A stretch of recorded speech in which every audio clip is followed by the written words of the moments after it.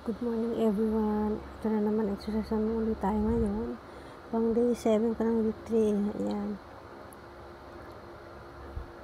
Last na ito para sa week 3. Last day. So, ayan. Medyo ginagalingan ko na. Magaling na ako mag leg up. I-up natin yan. Ayan, ihang natin ng 420. Ang tawag sa exercise ito ay single leg stand. Ayan. Naka-stand yung left leg. Alternate sila yung right leg. Tapos, nakahang yung isa for 20 seconds.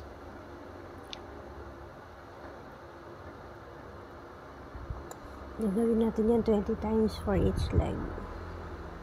So, ayan. Para sa leg strengthening.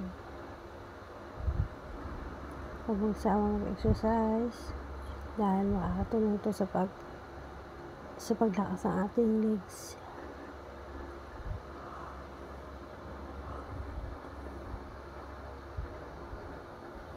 Gawin nyo ito araw-araw. Ano sa mga stroke survivor. Medyo nakakangalay gawin ng exercise ito. Pero, walang ngalay-ngalay. Tigilan ng ngalay dahil hindi tayo makakasurvive pag hindi natin ginawa yan araw-araw. Tiisin natin ang sakit.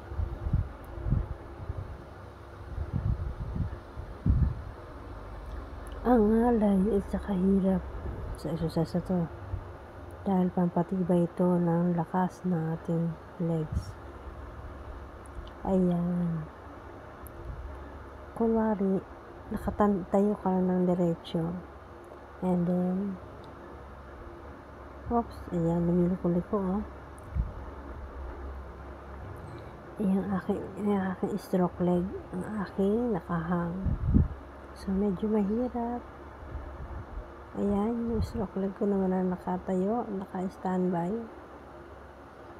Kaya natin kahit mahirap.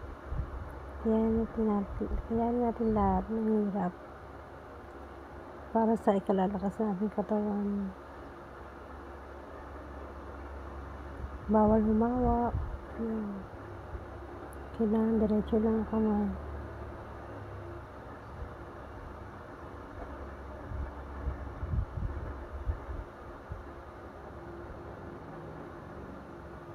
Matagal yan kasi 20 counts.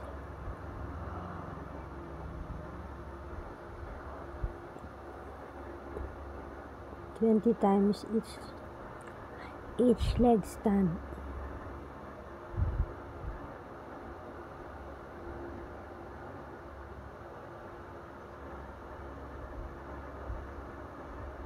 Mahirap pero kakayanin natin.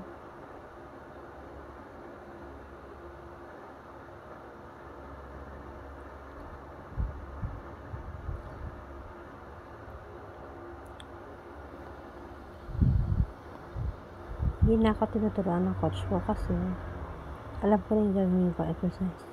Pag alam mo na sa sarili mo yung mga gagawin mo, hindi mo na kailangan patulong, usaha mo nang gagawin yun. Kaya kayo mahihiya mag-exercise para sa sarili mo yan. Para sa sariling lakas ng strength.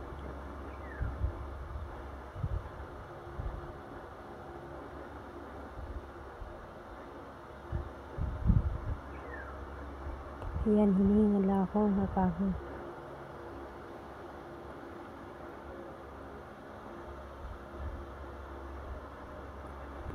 Pero kaya, kapag napagod kayo o hinihingal, pwede magpahinga saglit. Pwede uminom ng tubig. Magpunas muna ng pawis. Ayan, puro pawis na ako dyan. Nakakapawis din yan. Ang daming cholesterol na lumalabas. Need natin pagpawisan araw-araw. So, kailangan natin mag-exercise.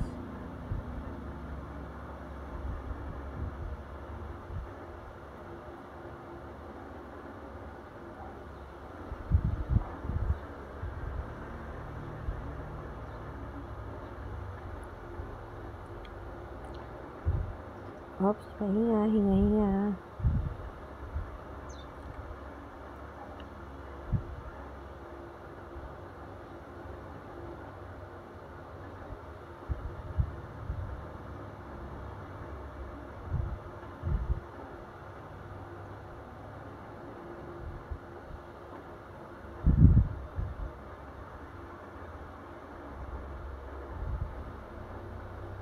Ayan. Sa totoo lang, nakakapagod exercise, pero kailangan ng tiisin. Tiis tayo para sa kalakasan ng katawan.